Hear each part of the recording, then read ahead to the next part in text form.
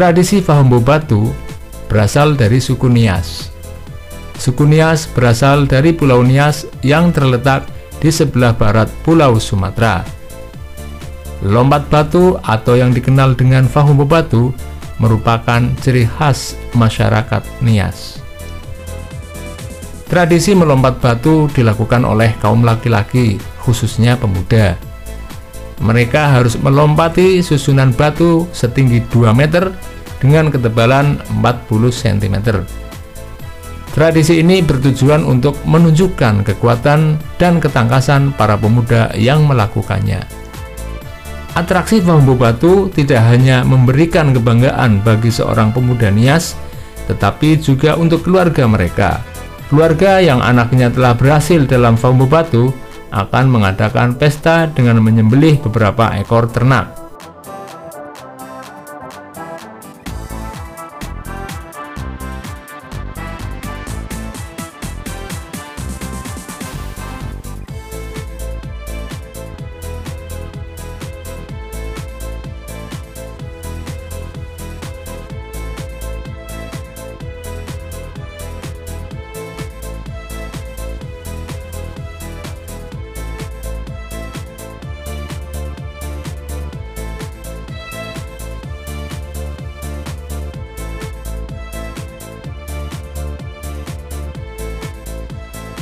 Anak-anak, saat kita melakukan permainan tradisional di lapangan, bisa dipastikan kalian akan berteriak.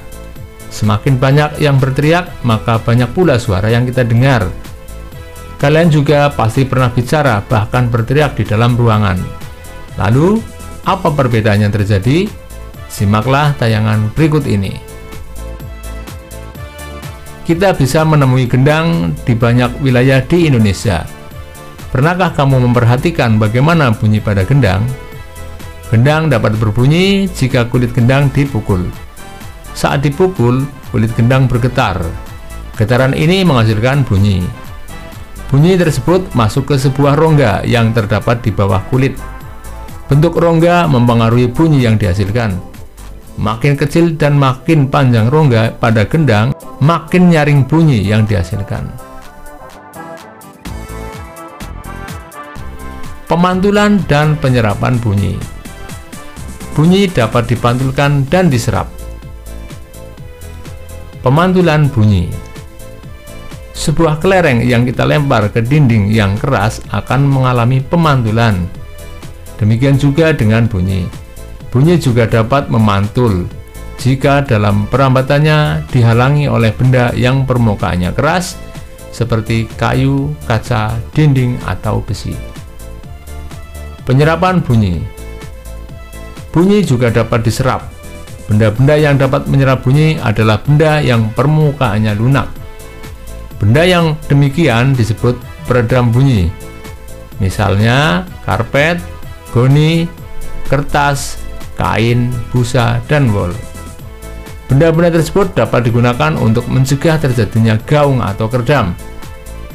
Dinding dan langit-langit gedung pertemuan, studio rekaman, dan gedung bioskop dilapisi dengan bahan-bahan tersebut supaya tidak terjadi gaung atau keredam.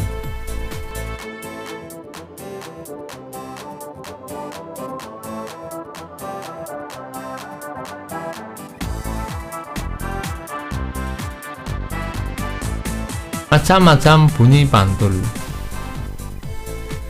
Gaung atau keredam. Gaung atau keredam terjadi karena bunyi dipantulkan oleh dinding yang jaraknya tidak jauh dari sumber bunyi. Hal itu disebabkan datangnya bunyi pantul bersamaan dengan bunyi asli yang belum selesai terucapkan. Akibatnya, bunyi pantul mengganggu bunyi asli sehingga suara yang terdengar tidak jelas. Gema. Gema terjadi karena bunyi dipantulkan oleh dinding yang jaraknya jauh dari sumber bunyi. Hal itu menyebabkan datangnya bunyi pantul setelah bunyi asli selesai terucapkan. Jadi, bunyi pantul yang terdengar lengkap sesudah bunyi asli. Gema sering terjadi di gua-gua, lembah-lembah, dan bukit-bukit yang jaraknya jauh serta permukaannya keras dan rapat.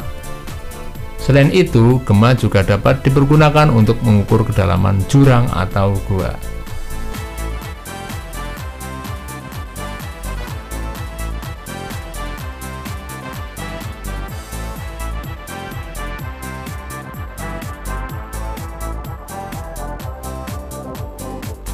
Tugas bagi kalian adalah bersama teman kelompokmu lakukan beberapa percobaan berikut. Ambil beberapa botol atau alat lainnya yang menghasilkan bunyi seperti ember, gelas, atau kaleng. Bunyikan peralatan tersebut di dalam ruangan. Bunyikan peralatan tersebut di luar ruangan. Catat hasilnya dan bandingkan.